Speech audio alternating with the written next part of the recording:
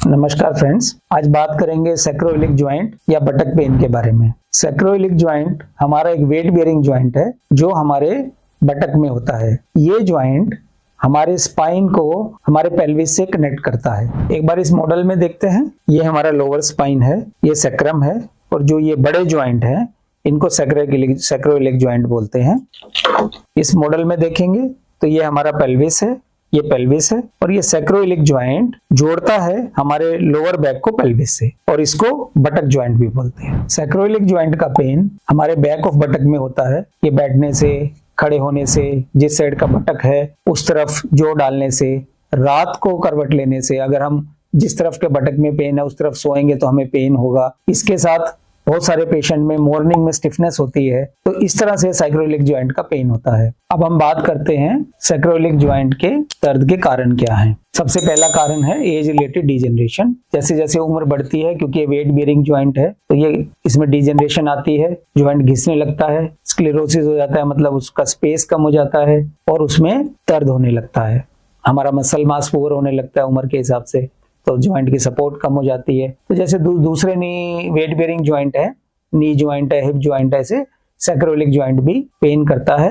और बहुत सारे पेशेंट जो हिप ज्वाइंट पेन करके आते हैं, एक्चुअली वो सैक्रोइलिक ज्वाइंट पेन होता है, बटक पेन होता है, वो हिप पेन नहीं होता। दूसरा, यंग एज में एक बड़ा कारण है स्पॉन्डिलोआर्थरोपैथी। स्पॉन्डिलोआर्थरोपैथी ज्वाइंट की आर्थराइटिस है, जो कि एनक्लोजिंग स्पॉन्डिलाइटिस एक बीमारी होती है उसमें होता है। सोरियाटिक आर्थराइटिस है और दूसरी आर्थराइटिस है, कभी कभी इन्फेक्टिव है, ट्यूबरकुलर है। उन सब में एसआई ज्वाइंट के आर्थराइटिस में पेन हो सकते हैं। इसमें ज्वाइंट में इन्फ्लामेशन आती है, सोजन आती है और ज्वाइंट वेट बेयरिंग पे पेन करते हैं। हम as a chronic pain physician primarily spondyloarthropathy या सोरियाटिक आर्थराइटिस से डील करते हैं। फिर पोस्ट फिक्सेशन बड़ा रीजन है, जहां पे लोअर लंबर स्पाइन की फिक्सेशन हो जाती है मल्टीपल लेवल पे, तो सारा का सारा weight bearing load SI joint पे आ जाता है और इसकी वजह से ज्वाइंट में पेन रहने लगता है। और ये फेल्ड बैक सर्जरी सिंड्रोम का एक बड़ा कारण है। मतलब सर्जरी जिनमें फिक्सेशन हो गई है उनमें 6 महीने साल के बाद सैक्रोइलिक ज्वाइंट में, हिप ज्वाइंट में बहुत सीवियर पेन आने लगता है और वो दर्द का एक बड़ा कारण बनता है। तो ये सब कारण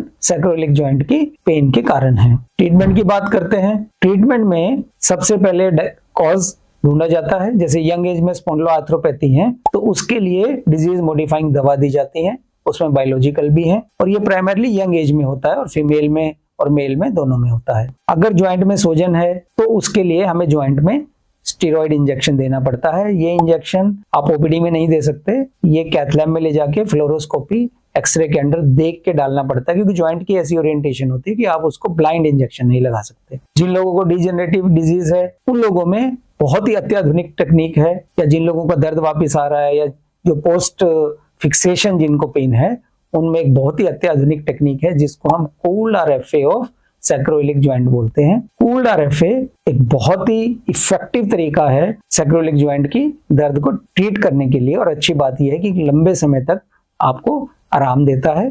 और इन सब के बाद अच्छी रिहेबिलिटेशन से, अच्छी डाइट से और अच्छी फिजियोथेरेपी से परमानेंटली इन ज्वाइंट का इलाज करा जा सकता है। Thank you.